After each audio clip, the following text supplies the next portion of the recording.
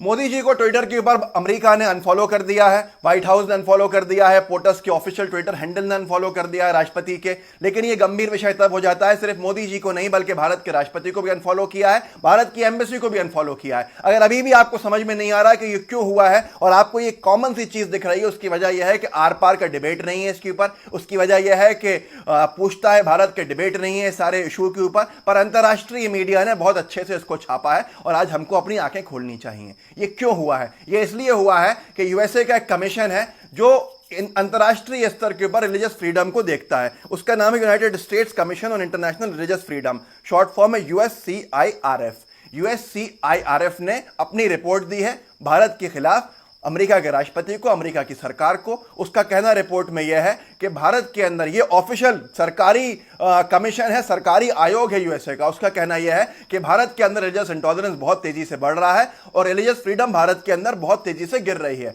उसने चाइना और पाकिस्तान को भी इसमें लिया है, लेकिन भारत का जिक्र 16 साल के बाद किया गया है इस रिपोर्ट के अंदर। और उसका साफ कहना यह है कि भारत की सरकार जो है उसके अंदर, उसके राज के अंदर सीएए, एनआरसी जैसे बिल लाए गए हैं और उनका विरोध करने वालों को जेल में डाला गया है, जिससे भारत की माइनॉरिटी जो है वो अपने आप को महफूज नहीं समझ रही है, उसको खतरा लग रहा है अपने आप में। और भारत के अंदर एक वातावरण ऐसा बन रहा है जो रिलीजियस फ्रीडम को कम करे चला जा रहा है। भारत में इंटॉलरेंस बढ़ रहा है। अब इस सब के बाद उसने ये तक कहा है उस कमीशन ने कि भारत को ब्लैकलिस्ट करना चाहिए और भारत के ऊपर सैंक्शन लगाने चाहिए। ये वही कमीशन है जिसने आज से 16 साल पहले 2004 में 2002 के दंगों की वजह से मोदी जी के ऊपर सैंक्शन लगवाए थे और मोदी जी का जो यूएसए की एंट्री थी वो प्रोहिबिट करी थी, प्रतिबंधित कराई थी। ये वही कमीशन है। इसने अब 16 साल के बाद फिर अपनी रिपोर्ट में कहा है कि भारत के अंदर माहौल सही नहीं है। अगर आपको अभी भी लगता है कि मोदी जी की राज के अंदर डंका बज रहा है भारत का अंतर्राष्ट्रीय स्तर पे, तो दोस्तों आप अपने आप में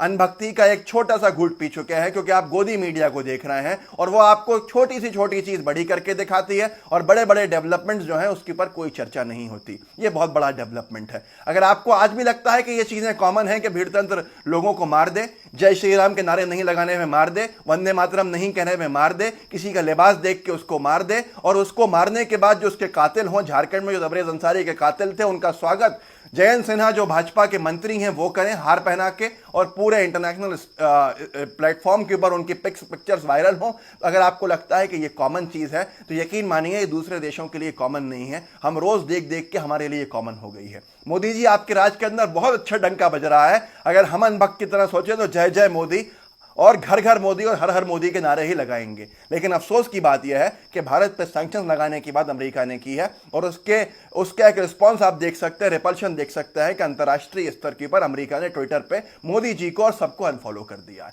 ये चिंता का विषय आपके लिए अगर नहीं है तो फिर आप पीएचडी करे हुए हैं अनभक्ति के अंदर और फिर आपका कुछ नहीं हो सकता। लेकिन अगर इसको डंका बजना कहते हैं तो आपको सोचना होगा, समझना होगा। हम एकता भाईचारे के साथ जीते थे और हमारी छवि गांधी, नेहरू, तमाम लोगों ने इसलिए बनाई थी। जो मजबूत छवि थी उसको धूमिल किया जा रहा है। थोड़ा नींद से जागिए, होश में आइए। मोदी जी भगवान नहीं है, थोड़ा समझिए और उनको भी सवालों के घेरे के अंदर खड़ा कीजिए। जय हिंद, जय भारत।